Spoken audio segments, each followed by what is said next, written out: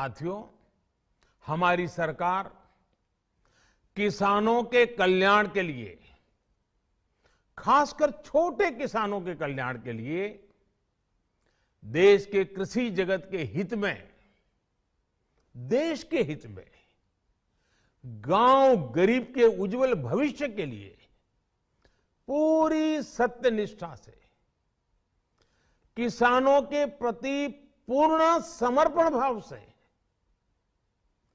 नेक नियत से ये कानून लेकर आई थी। लेकिन इतनी पवित्र बात, पूर्ण रूप से शुद्ध किसानों के हित की बात, हम अपने प्रयासों के बावजूद कुछ किसानों को समझा नहीं पाए। भले ही किसानों का एक वर्ग ही विरोध कर रहा था, लेकिन फिर भी ये हमारे लिए महत्वपूर्ण था। कृषि अर्थशास्त्रियों ने, वैज्ञानिकों ने, प्रगतिशील किसानों ने भी उन्हें कृषि कानूनों के महत्व को समझाने का भरपूर प्रयास भी किया। हम पूरी विनम्रता से, खुले मन से उन्हें समझाते रहे। अनेक माध्यमों से व्यक्तिगत और सामूहिक बातचीत भी लगातार होती रही।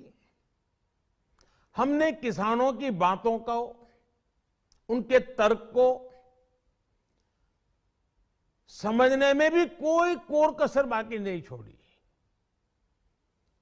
कानून के जिन प्रावधानों पर उन्हें ऐतराज था, सरकार उन्हें बदलने के लिए भी तैयार हो गई।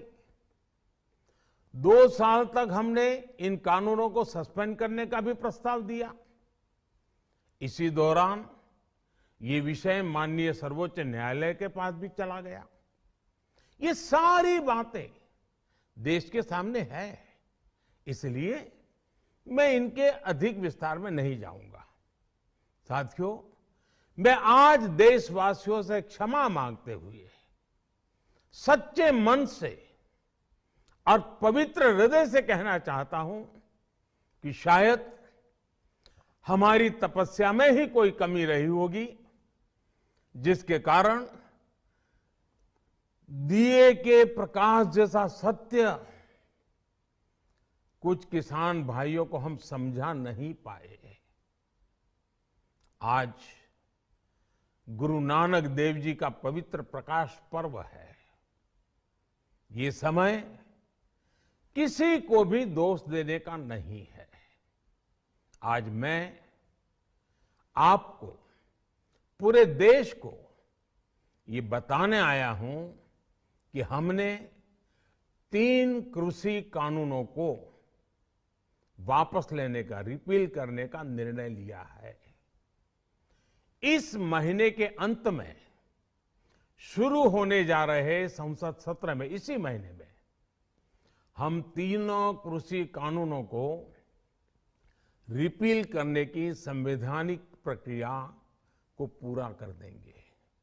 साथियों, मैं आज अपने सभी आंदोलनरत किसान साथियों से आग्रह कर रहा हूं, आज गुरु पर्व का पवित्र दिन है। अब आप अपने अपने घर लौटे, अपने खेत में लौटे, अपने परिवार के बीच लौटे। आइए एक नई शुरुआत करते हैं, नए सिरे से आगे बढ़ते हैं।